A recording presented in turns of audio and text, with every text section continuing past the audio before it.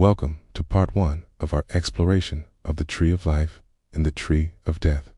In this series, we'll uncover the hidden connections between the holy and the profane, the luminous and the shadowy, and what these archetypes can teach us about our own inner transformation.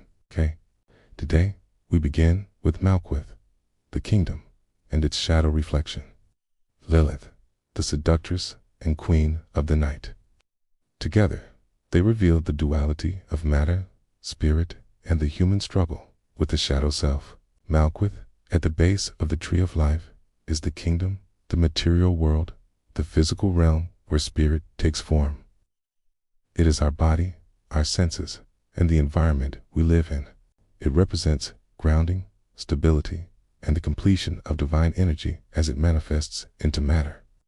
Yet Malkuth is not merely inert earth. It is alive, connected upward to all higher realms, a reflection of divine will in physical form. But every sephira has its shadow, its reflection in the Qliphoth. For Malkuth, the shadow is Lilith, the dark queen, the embodiment of unrestrained desire, rejection of order, and primal chaos. Where Malkuth is grounding, Lilith tempts toward disconnection, indulgence, and alienation from the divine source.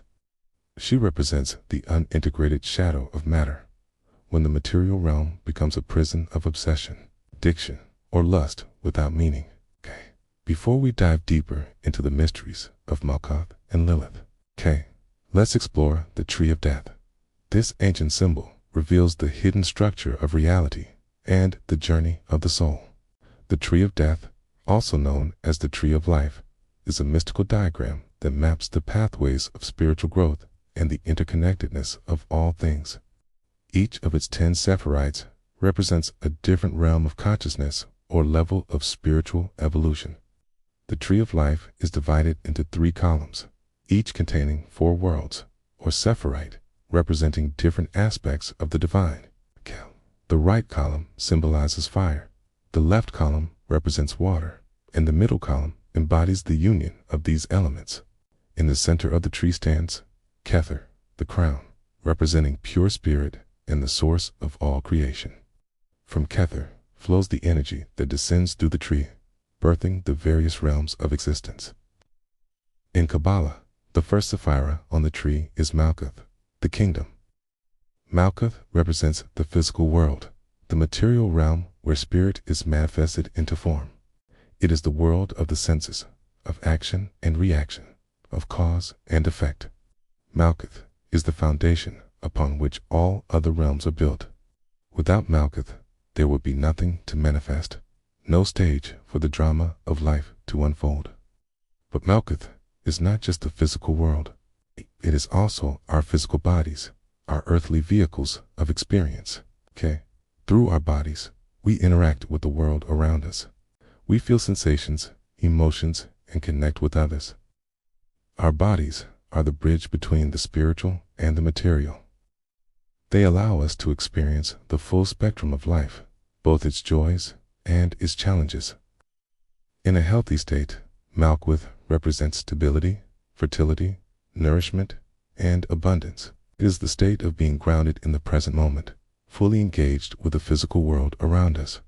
We are able to appreciate the beauty and diversity of life and contribute to the world in a meaningful way.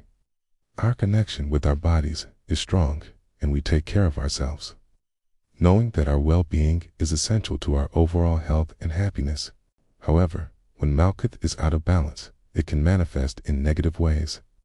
We may become overly attached to material possessions, status, or power. This can lead to greed, selfishness, and a disregard for the needs of others. We may neglect our physical bodies, abusing them through addiction, overindulgence, or self-harm. In extreme cases, we might even deny our physical reality, dissociating from our senses and the world around us. Malkuth also represents our connection to the earth, to the natural world around us. When this aspect of Malkuth is in balance, we live in harmony with nature, respecting and preserving the delicate balance of the ecosystems that sustain us.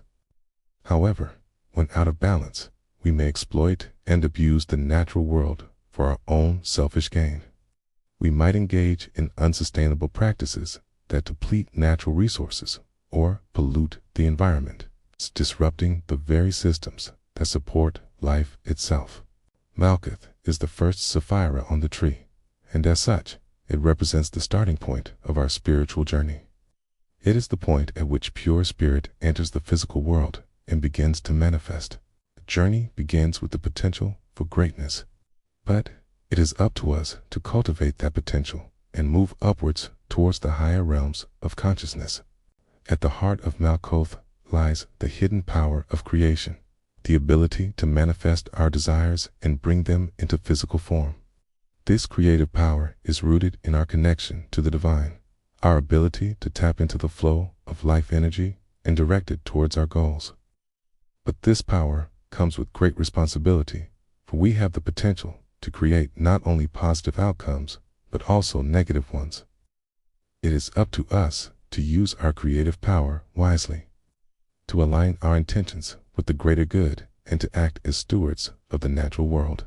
When we do so, we can bring forth new ideas, innovations and solutions that benefit not only ourselves, but the world around us. We can be agents of positive change, helping to heal the sick, alleviate suffering, and bring light into darkness.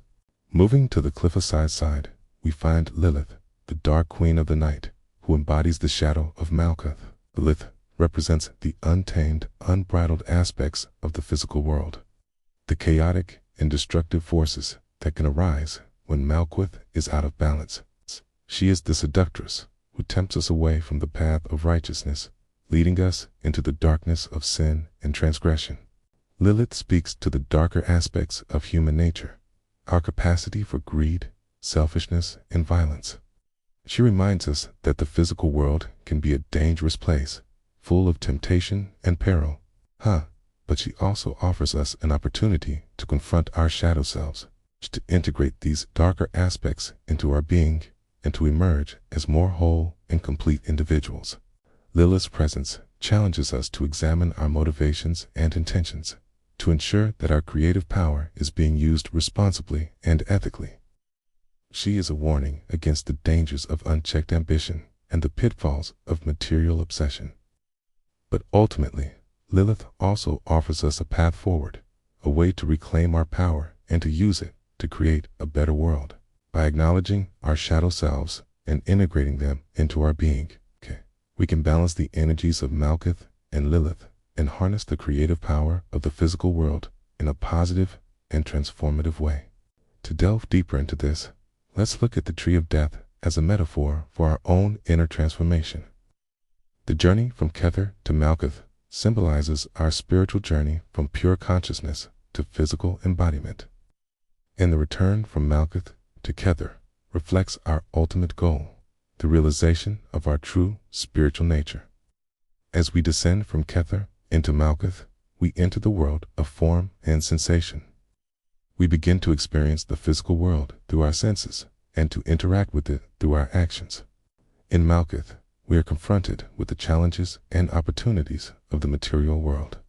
We must learn to navigate the complexities of relationships, to manage our emotions, and to make decisions that align with our values and goals.